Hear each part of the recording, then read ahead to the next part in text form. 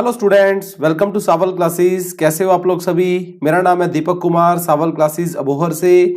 और भारत की राजनीति के अंदर मास्टर कैडर के प्रोजेक्ट में आज हमारा लेक्चर नंबर 4 है। तो ये सीरीज हमारी सबसे पहला चैप्टर जो हम लोगों ने शुरू किया है उसका नाम है यूनाइटेड नेशन, संयुक्त राष्ट्र संघ, जिसके सबसे पहले लेक्चर में हम लोगों ने इसकी इंट्रोडक्शन को पढ़ा। लेक्चर नंबर 2 के अंदर मैंने आपको इसके सारे ऑर्गन्स पढ़ाए। लेक्चर नंबर 3 में कल हम लोगों ने सारी की सारी एजेंसीज पढ़ी। ये सारे टॉपिक आपके सिलेबस में लिखे हुए हैं एज इट इज। आज मैं इसका फोर्थ लेक्चर में शुरू करूंगा। भारत का यूएन में क्या रोल है, इंडिया एंड यूनाइटेड नेशन। ये आप इसकी हेडिंग दे सकते हो, role of India in United Nation. और इसे 2 लेक्चर में कवर अप करेंगे हम लोग। आज का दिन और कल का दिन 2 दिन लगेंगे। आगे बढ़ने से पहले, आज का लेक्चर शुरू करने से पहले मैं आपको बता देना चाहता हूं कि सावल क्लासेस के फ्री व्हाट्सएप ग्रुप अभी तक जिन स्टूडेंट्स ने ज्वाइन नहीं किए हैं वो सबसे पहले अपना नाम लिखो, उसके बाद अपना सब्जेक्ट लिखो, मास्टर कैडर में आपका जो सब्जेक्ट है, और मेरे व्हाट्सएप नंबर 9569366100 के ऊपर आप मैसेज सेंड करो। मैं आपको फ्री व्हाट्सएप ग्रुप में ऐड करूंगा। सावल क्लासेस की तरफ से मास्टर कैडर सोशल स्टडी की online as well as classroom coaching जो है वो स्टार्ट कर दी गई है। आप इन दोनों में से जिस मोड में भी आना चाहो मुझसे इसके रिगार्डिंग इस नंबर पर बातचीत कर सकते हो। तो शुरू करते हैं आज का लेक्चर स्टूडेंट। हम लोग आज के लेक्चर की हेडिंग आप लोग दोगे, role of India in United Nation. तो बहुत इंपॉर्टेंट टॉपिक है ये यूएन का। ये सब टॉपिक आपके सिलेबस में एज इट इज मेंशन्ड है, लिखे हुए हैं बिल्कुल इसी तरह से, और आप लोग इसी तरह से इनको यहाँ कवर अप करने जा रहे हो कि भारत का संयुक्त राष्ट्र संघ के अंदर क्या रोल है, क्या भूमिका है। तो Manjeet, Meenakshi, Manpreet, Richa, welcome, good evening all. तो भारत का संयुक्त राष्ट्र संघ में क्या रोल है ये हमने पढ़ना है। जैसे हम लोग रोज पढ़ते हैं, मेरे साथ साथ आप पॉइंट्स बनाते जाना। तो सबसे पहला पॉइंट, और आज के लेक्चर के लिए मैंने आप लोगों के देखिए कितने बढ़िया बढ़िया सुंदर सुंदर नोट्स बनाए हैं, एकदम फ्रेश। यही हम लोग सारे कवर अप करेंगे और लिखते जाएंगे इनको। तो शुरू करते हैं सबसे पहले पार्ट के साथ। ठीक है, मेरी आवाज बिल्कुल ठीक आ रही है। वेलकम वेलकम, ओके, स्टार्ट करें। पहला पॉइंट, भारत का संयुक्त राष्ट्र संघ में क्या रोल है, ये हमने इस टॉपिक के अंदर आज डिस्कस करना है। आज और कल 2 दिन में कंप्लीट होगा ये। पहला पॉइंट, भारत को यूनाइटेड नेशन का फाउंडर मेंबर कहा जाता है। आपको पता है कि दुनिया में सिर्फ 51 देश थे जिन्होंने कहा था कि संयुक्त राष्ट्र संघ जैसी कोई संस्था होनी चाहिए। आज तो इसके 193 हो चुके हैं। पहले 51 कंट्रीज थे और भारत उन 51 कंट्रीज में से एक था। तो भारत वो देश है जिसने शुरू से ही इस बात का जोर दिया था कि संयुक्त राष्ट्र संघ जैसी संस्था एक दुनिया के अंदर होनी चाहिए। ठीक, संयुक्त राष्ट्र संघ को लेकर एक कॉन्फ्रेंस हुई थी उसको पक्का रूप देने के लिए, जिसका नाम था यूनाइटेड नेशन कॉन्फ्रेंस। उसका नाम था United Nation conference on international organization. ये एक फाइनल कॉन्फ्रेंस थी जिसमें यूएन को पक्का रूप दे देना था बस। और ये कॉन्फ्रेंस कहां हुई थी? सैन फ्रांसिस्को में। सैन फ्रांसिस्को, यहां इस कॉन्फ्रेंस को हेल्ड किया गया था। और ये कॉन्फ्रेंस कब हुई थी?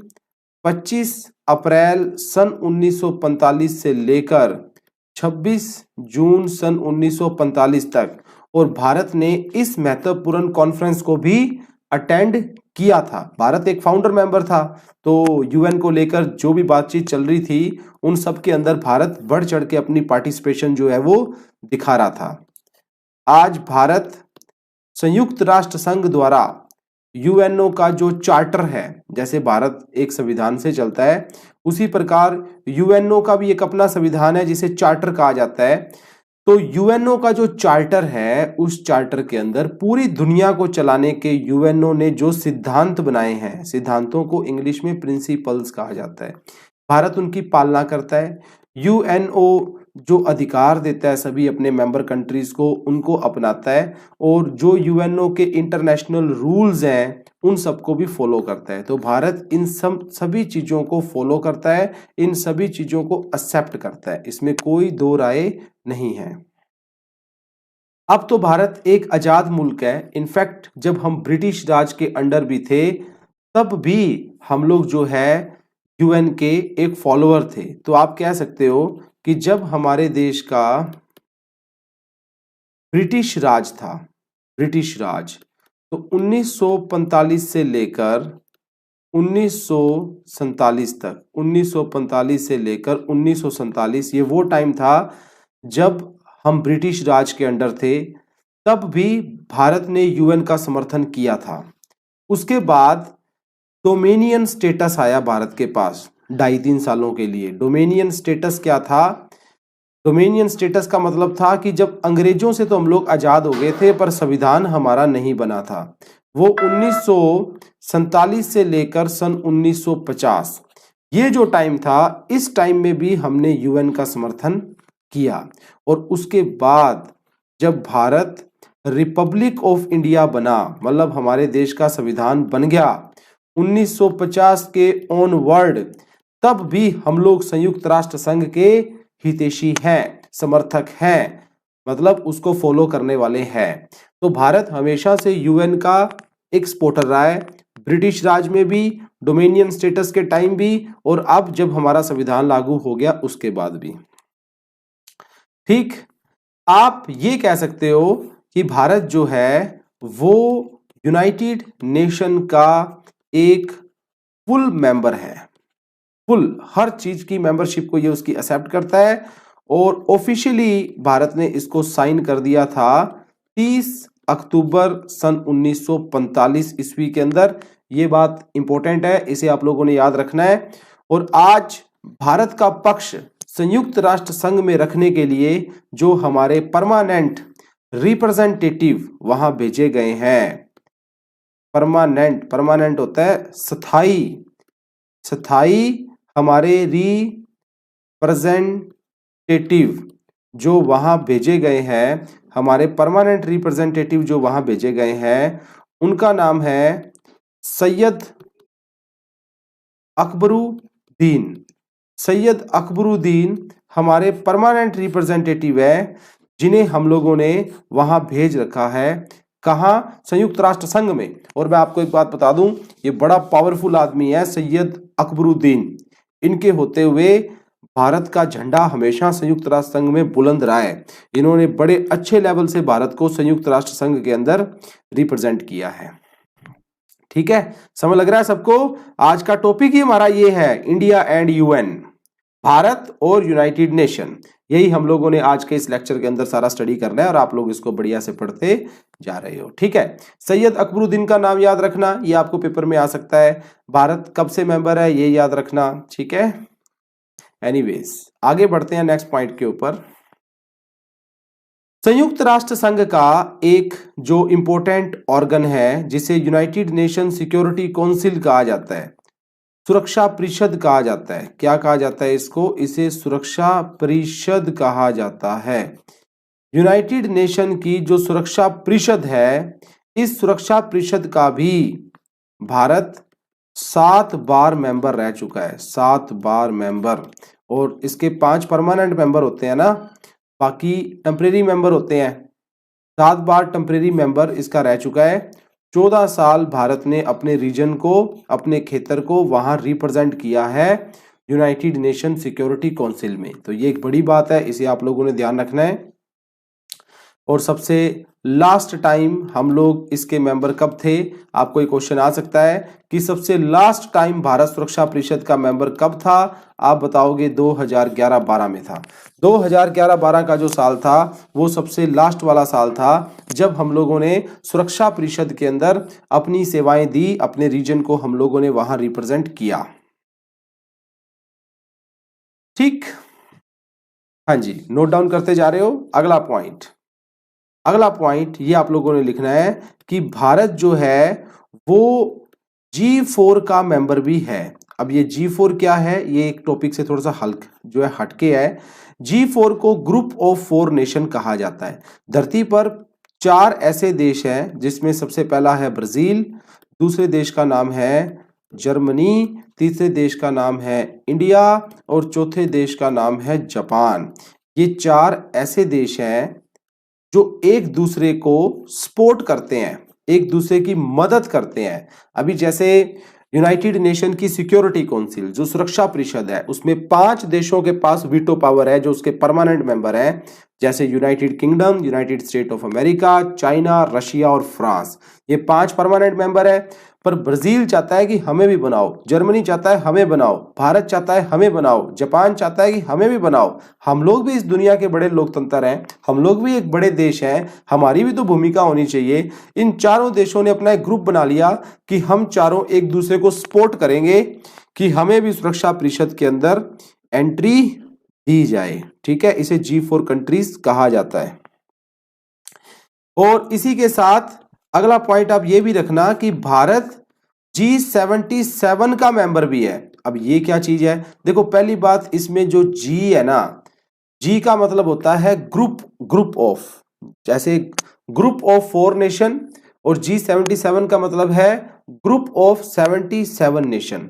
तो बेसिकली G7 ये 77 देशों का समूह था जिन्होंने इस संगठन को बनाया था। 77 देशों से इस संगठन की शुरुआत हुई थी। आज G7 के कुल टोटल 135 देश मेंबर हैं। G7 के धरती पर 135 देश मेंबर हैं। ये सारे के सारे 135 देश जो हैं वो डेवलपिंग कंट्रीज हैं।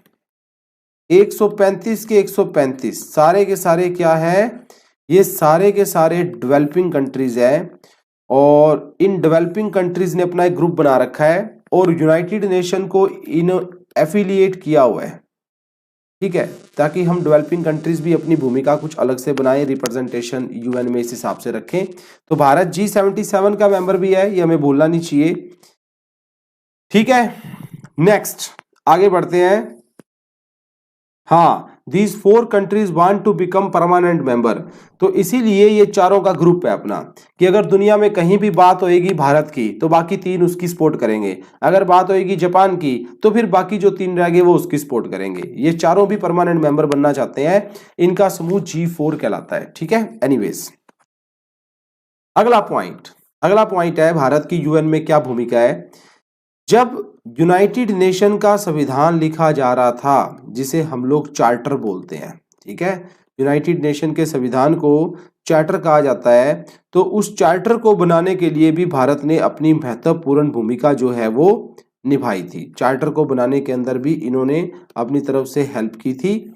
और उसके सिवा यूनाइटेड नेशन के जो पीस कीपिंग प्रोग्राम है, कौन से प्रोग्राम, पीस कीपिंग प्रोग्राम, पूरी दुनिया में शांति व्यवस्था कायम करने का जो काम है, जिसे पीस कीपिंग प्रोग्राम के रूप से जाना जाता है, संयुक्त राष्ट्र संघ के जो पीस कीपिंग प्रोग्राम है उसमें भी भारत यूएन की हेल्प करता है। जैसे पीस कीपिंग प्रोग्राम कहाँ चलाए गए हैं, जैसे कोरिया में चलाए गए हैं, इजिप्ट के अंदर चलाए गए हैं, कोंगो देश के अंदर चलाए गए हैं, सोमालिया देश के अंदर चलाए गए हैं, एंगोला कंट्री में चलाए गए हैं, हाइती कंट्री में चलाए गए हैं, लाइबेरिया कंट्री में चलाए गए हैं, रवांडा कंट्री के अंदर भी चलाए गए हैं और लेबनान के अंदर भी चलाए गए हैं। क्या होता है पीस कीपिंग ऑपरेशन, जब किसी दुनिया के किसी और देश में शांति ना हो और हमें लगे कि वहां पर शांति की तगड़ी जरूरत है, तो संयुक्त राष्ट्र संघ वहां अपनी सेना भेजता है और उसमें दुनिया के अलग अलग कंट्रीज उनकी मदद करते हैं। इसी को हम लोग पीस कीपिंग ऑपरेशन के रूप से जानते हैं। तो Bharat time to time peace keeping operation के अंदर यूएन की मदद करता रहता है ताकि सही तरीके से दुनिया का काम जो है वो चलता रहे। ठीक है, बड़ा मजेदार टॉपिक है आज का, पढ़ते जाना आप लोग। कल आपका यूएन खत्म हो जाएगा, बस tomorrow will be the last 5 lecture के अंदर यूनाइटेड नेशन को हम लोग कंप्लीट कर देंगे, ठीक है। तो आगे बढ़ते हैं नेक्स्ट पॉइंट के ऊपर।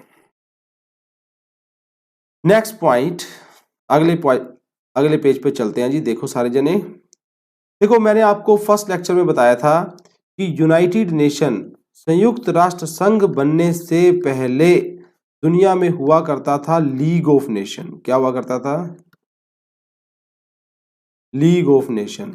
दुनिया में यूनाइटेड नेशन बनने से पहले लीग ऑफ नेशन हुआ करता था। लीग ऑफ नेशन क्या था?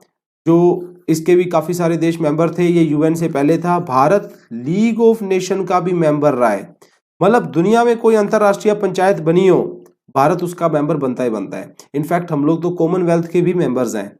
सो लीग ऑफ नेशन का भी भारत अपने टाइम के अंदर मेंबर था। और मैं आपको बता देना चाहता हूं स्टूडेंट्स कि जब संयुक्त राष्ट्र संघ की स्थापना हुई थी 1945 ईस्वी के अंदर, उस वक्त 51 देशों ने साइन कर इसको बनाया था, जिनमें भारत भी एक था। पर 4 देश ऐसे थे जो आजाद नहीं थे, जिनकी अपनी खुद की सरकारें नहीं थी, फिर भी यूएन ने इनको रिकॉग्निशन दी। वो 4 देश थे, बेलारस, दूसरा था हमारा प्यारा भारत, तीसरा था फिलीपींस और चौथा था यूक्रेन। ये 4 ऐसे देश थे जो कि सॉवरन कंट्रीज नहीं थे, अपना खुद का अस्तित्व कह दो या वजूद कह दो, खुद की सरकारें कह दो, संविधान कह दो, वो नहीं था। फिर भी इन 4 को एक्सेप्ट किया यूनाइटेड नेशन ने। उसके बाद ये चारों देशें जो कंट्रीज हैं वो अस्तित्व के अंदर आई है, ठीक है। क्लियर?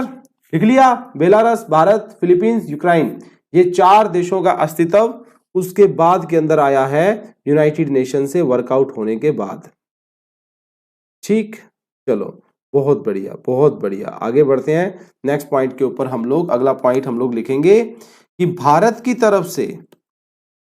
तरफ से 1 जनवरी सन 1942 के अंदर, क्या नाम है व्यक्ति का? गिरिजा शंकर वाजपेयी। गिरिजा शंकर वाजपेयी जो है, गिरिजा शंकर वाजपेयी ने रिप्रेजेंट किया भारत को उस वक्त जब यूनाइटेड नेशन को डिक्लेयर किया जा रहा था। तो भारत की तरफ से उसकी हामी भरने वाले, इस टाइम पे साइन करने वाले कि बनाओ ऐसा संगठन, वो ये व्यक्ति थे सबसे पहले, जिन्होंने ऑफिशियली इंडिया को यूएन बनने से पहले वहां पर क्या किया था? रिप्रेजेंट किया था, ठीक है।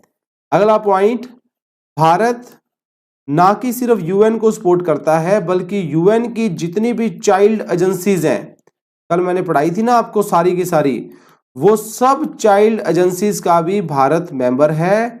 और उन सभी चाइल्ड एजेंसीज को भारत जो है वो सपोर्ट भी करता है। उन सभी चाइल्ड एजेंसीज को हम सपोर्ट करते हैं, उन सभी चाइल्ड एजेंसीज के हम लोग क्या हैं? मेंबर हैं। अगर आप हमारी फाइनेंशियल कंट्रीब्यूशन की बात करो कि हम कितना पैसा यूएन को दे रहे हैं, फाइनेंशियल कंट्रीब्यूशन, कि अब दुनिया में इतनी बड़ी संस्था चल रही है, यूएन, पैसा तो चाहिए, सभी देश देते हैं, कोई कम देता है, कोई ज्यादा देता है। अभी का ताजा आंकड़ा मैंने यूएन की वेबसाइट से उठाया है, 2020 में भारत ने 496 डॉलर अभी अभी दिए हैं। कितनी तारीख को? 10 जनवरी 2020 को। ये कितना रुपया हो गया? 1 10 100 1000 10,000 लाख 10 लाख करोड़, 2 करोड़ 33 लाख डॉलर। 2 करोड़ मतलब लगभग भारत 150 करोड़ रुपया यूएन को देता है। 150 करोड़ रुपया ये हम लोग यूएन को देते हैं कि चलो भैया आप भी अपना खर्चा पानी निकाल लो, सारी दुनिया के लिए काम कर रहे हो, हमारी तरफ से इतनी फीस है। लगभग 150 करोड़ रुपया भारत ने ये उनको दिया है। और यूनाइटेड नेशन डेमोक्रेसी फंड के अंदर हम लोगों ने अलग से पैसा दिया है, तो ये भी आप लोग लिखो, United nation democracy fund. United nation democracy fund के अंदर हम लोगों ने 250 मिलियन डॉलर दिए हैं। अब ये मिलियन बिलियन ट्रिलियन, क्योंकि अमेरिका के साथ ट्रेड हो रहा है ना, तो मिलियन बिलियन ट्रिलियन में चलता है। यहाँ आपने कंफ्यूज नहीं होना, यहाँ आपने ध्यान रखना है कि 1 मिलियन जो होता है वो 10 लाख रुपए के बराबर होता है। अगर आपको कहीं भी आ जाए 1 बिलियन, तो आपने समझ जाना है 100 करोड़ रुपए के बराबर होता है। और अगर आपको पता लग जाए 1 ट्रिलियन, तो वो लगभग 1 लाख करोड़ रुपए के बराबर होता है। तो मिलियन, बिलियन, ट्रिलियन ये आप लोग इस तरह से ध्यान में रखोगे। और $1 तो आज के टाइम में लगभग आपको पता ही है 71 रुपए के बराबर होता है। ठीक, तो इस तरह से ये पॉइंट्स आप लोगों ने ध्यान में रखने हैं। ठीक है स्टूडेंट्स, चलिए आगे बढ़े नेक्स्ट पॉइंट के ऊपर हमारे। तो आज का टॉपिक ही यही है। आज के टॉपिक में हमने संयुक्त राष्ट्र संघ को और भारत को एक साथ स्टडी करना है कि भारत का उसके अंदर क्या रोल रहा है। ठीक है, आगे बढ़ते हैं नेक्स्ट पॉइंट के ऊपर। ठीक, नेक्स्ट पॉइंट के ऊपर। तो नेक्स्ट पॉइंट क्या है स्टूडेंट, वो हम लोग देखते हैं। जैसे इंटरनेशनल कोर्ट ऑफ जस्टिस में भारत का रोल, ठीक है, India and international Court of justice ICJ. ICJ क्या होता है? इंटरनेशनल कोर्ट ऑफ जस्टिस, ये हमने पढ़ा था सेकंड लेक्चर के अंदर। इंटरनेशनल कोर्ट ऑफ जस्टिस के अंदर अभी तक भारत ने 4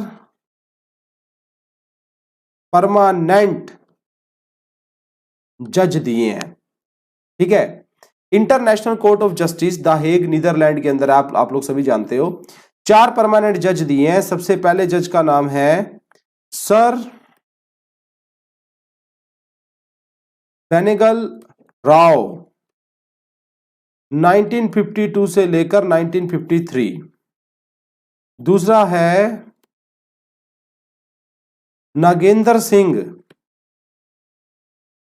1973 से लेकर 1988। और तीसरे हैं रघुनंदन स्वरूप, रघुनंदन स्वरूप 1989 से लेकर 1991। और चौथे नंबर पर है दलवीर भंडारी। तो संयुक्त राष्ट्र संघ की एक ऑर्गन जिसे हम लोग इंटरनेशनल कोर्ट ऑफ जस्टिस बोलते हैं, उसमें कुल टोटल आज तक कितने जज जा चुके हैं? ये 4 जज जा चुके हैं। ये आप लोगों ने ध्यान रखना है। तो मनप्रीत कौर पूछ रहे हैं कि सर मास्टर कैडर के पेपर में इतना डीपली आएगा क्या? देखो स्टूडेंट्स, ये जो टॉपिक मैंने आपको लिखवाया है ये आपके सिलेबस में लिखा हुआ है एज इट इज। मैंने आपको पहले दिन टॉपिक कराया, आज अपना चौथा दिन है ना, पहले दिन मैंने टॉपिक पढ़ाया आपको यूएनओ, ये आपके सिलेबस में लिखा हुआ है। दूसरे दिन टॉपिक मैंने पढ़ाया ऑर्गन्स, ये आपके सिलेबस में लिखा हुआ है। तीसरे दिन मैंने टॉपिक पढ़ाया एजेंसीज, ये आपके सिलेबस में लिखा हुआ है। चौथे दिन मैंने टॉपिक पढ़ाया आप लोगों को आज भारत का रोल क्या है यूएन में, ये आपके सिलेबस में लिखा हुआ है। ये पॉइंट सब आपके सिलेबस में लिखे हुए हैं। बस ये है कि मैं थोड़ा एक्स्ट्रा करवाता हूं काम, कम नहीं करवाता। तभी आप लोग जो है पेपर की प्रिपरेशन अच्छे ढंग से कर पाओगे। हमें सिलेबस एक्स्ट्रा करना चाहिए, कम नहीं करना चाहिए। ठीक है ना, इस लेवल का कर लोगे तो इजी लेवल के क्वेश्चन करने में आप लोगों को कोई प्रॉब्लम नहीं होगी। बाकी ये टॉपिक हो सकता है आपको थोड़ा ऐसा लग रहा हो क्योंकि आप लोगों ने ये जनरली इतना पढ़ा नहीं होता, एक आधा टॉपिक ऐसा हो रहा है, उसके बाद तो पूरी राजनीति है, प्रधानमंत्री, राष्ट्रपति, भारत का संविधान, सुप्रीम कोर्ट, हाई कोर्ट, उनमें आपको कुछ भी अलग नहीं लगेगा, कोई प्रॉब्लम नहीं आएगी। ठीक है, नेक्स्ट।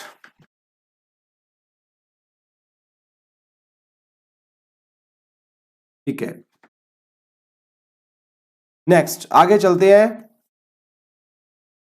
ये हो गया इंडिया एंड आईसीजे के बारे में आपने लिखा। अब अगला तारा बनाओ कि Bharat, India and United nation audit के बीच में क्या रिलेशन रहा है या रोल रहा है। सबसे पहली बात स्टूडेंट, ऑडिट क्या होता है? What is the meaning of audit? क्या मतलब होता है ऑडिट का? ऑडिट क्या होता है? लेखा जोखा देखना कि कितना पैसा आया कितना पैसा गया, उसके बाद आप उसकी क्या करते हैं, ऑडिट करते हैं। क्या करते हैं, ऑडिट करते हैं। जैसे अपने पास एक किताब होती है ना, उसमें आप एक तरफ लिखते रहते हैं कि मेरे पास कितना रुपया आया, दूसरी तरफ लिखते हैं कितना रुपया गया, फिर कोई बार वाला तीसरा बंदा उसकी ऑडिट करता है कि हाँ ये आया ठीक आया, जो गया ठीक गया, ताकि कोई गड़बड़ घोटाला है, कोई करप्शन है तो वो पकड़ी जा सके।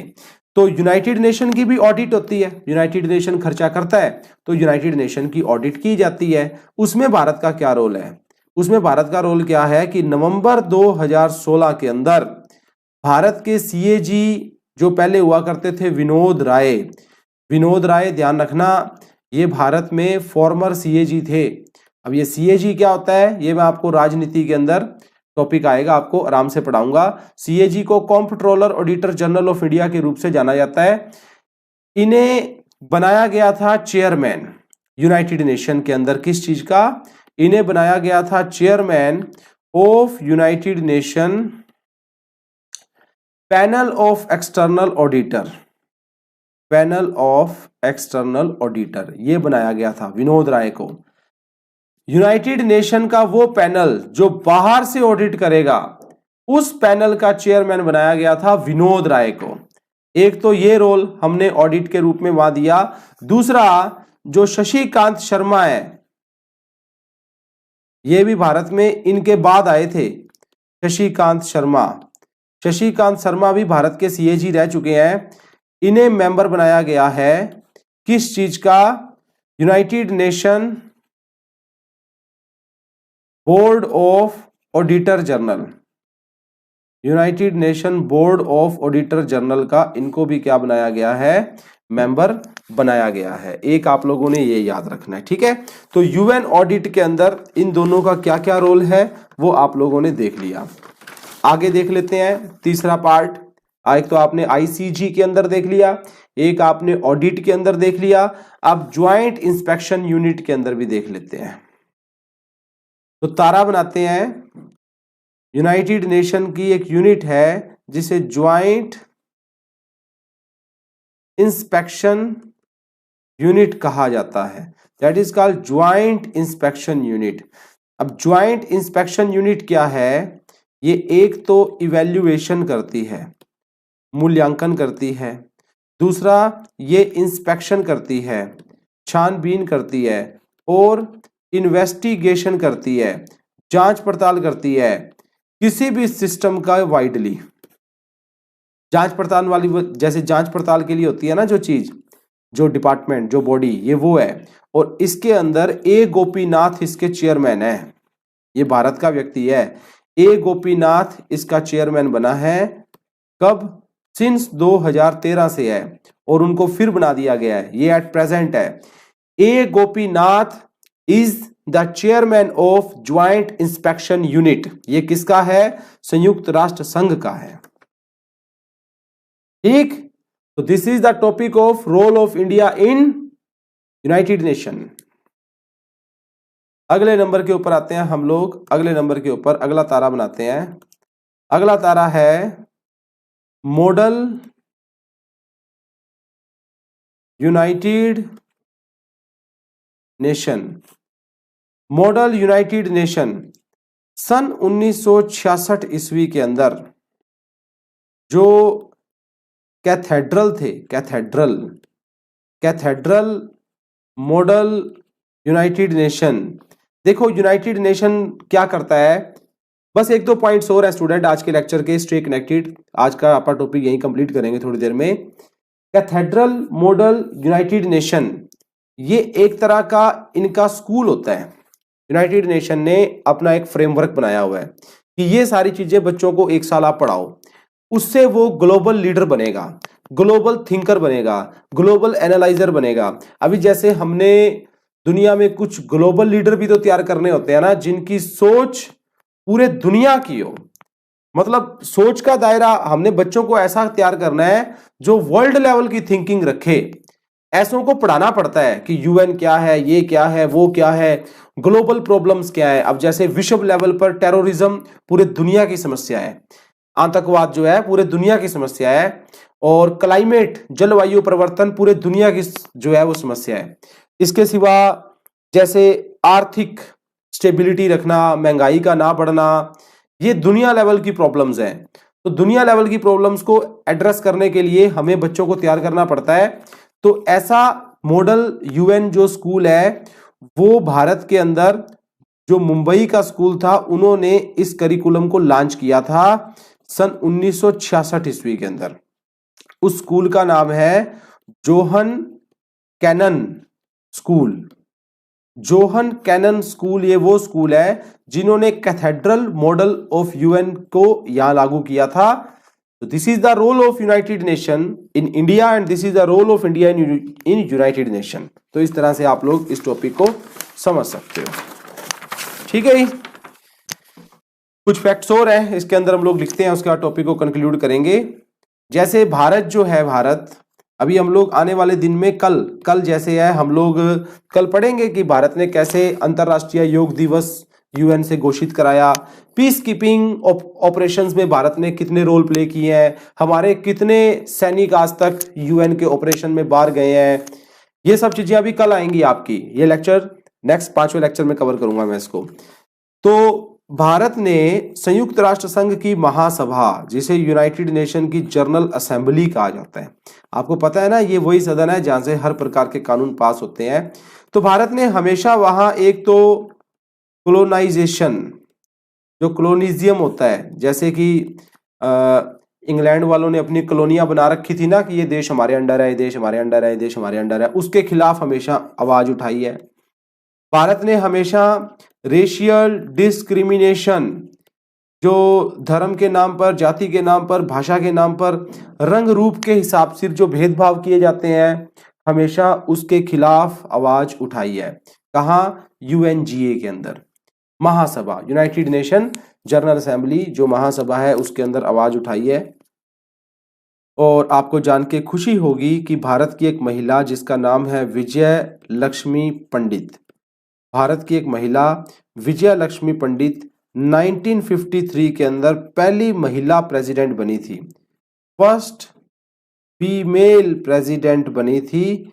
किसकी? यूनाइटेड नेशन की जनरल असेंबली की। ये क्वेश्चन भी इंपॉर्टेंट है, आपको आ सकता है। ठीक है, विजय लक्ष्मी पंडित 1953 में पहली महिला प्रेसिडेंट बनी थी। किसकी जी? यूनाइटेड नेशन जनरल असेंबली की।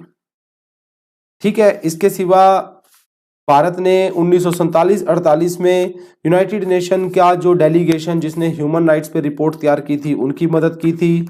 डिसआर्मामेंट का हमेशा भारत समर्थक करता आया है कि हथियारों को खत्म करना चाहिए, इस चीज को फिनिश करना चाहिए।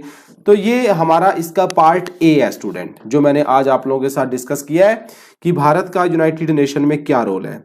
अभी इसका पार्ट बी मैं कल कंडक्ट करूंगा सैटरडे को। तो आज का लेक्चर हम लोग यहीं कंप्लीट करते हैं। उम्मीद करता हूं role of India in United Nation आज आप सब लोगों को क्लियर हुआ है। अगर इसमें कोई डाउट हो आप लोग वीडियो के नीचे कमेंट कर सकते हो। तो अगर वीडियो अच्छी लगी तो इसको लाइक कर दो, अपने दूसरे दोस्तों के साथ भी शेयर करना, क्योंकि अभी कुछ 4-5 दिन क्लासेस ओपन है, ये सबके लिए है। उसके बाद पेड ग्रुप की अलग क्लासेस होंगी। ओपन क्लासेस जो होंगी उनमें सिर्फ मल्टीपल चॉइस क्वेश्चन चलेंगे। सो अगर आप लोग सोशल स्टडी की तैयारी करना चाहते हो सावल क्लासेस से, इसी तरह पूरा सिलेबस हिस्ट्री, ज्योग्राफी, पॉलिटिक्स और इकोनॉमिक्स का, आप सावल क्लासेस के ऑनलाइन बैच भी ज्वाइन कर सकते हो, आप सावल क्लासेस के क्लासरूम बैच भी ज्वाइन कर सकते हो। तो एक्चुअली काफ़ी सारे सब्जेक्ट हैं, जैसे सोशल स्टडी में 4 हैं, politics, geography, history, economics. Science में 5 हैं, physics, chemistry, math, zoology, botany और हिंदी, पंजाबी, इंग्लिश। काफ़ी सारे सब्जेक्ट हैं, आधे से ज़्यादा सब्जेक्ट स्टार्ट हो चुके हैं, बाकी जो अभी तक नहीं शुरू हुए हैं वो नेक्स्ट वीक के अंदर स्टार्ट होंगे स्टूडेंट्स। सो ऑनलाइन कोचिंग भी ज्वाइन कर सकते हो और क्लासरूम सेम टीचर है, सेम स्ट्रक्चर है, सेम फैसिलिटीज़ है। तो आप मेरे कॉन्टैक्ट नंबर 9569366100 के ऊपर कॉल करें या मुझे व्हाट्सएप के ऊपर मैसेज करें। Thank you very much student, wish you good luck. मिलते हैं very soon, bye, take care.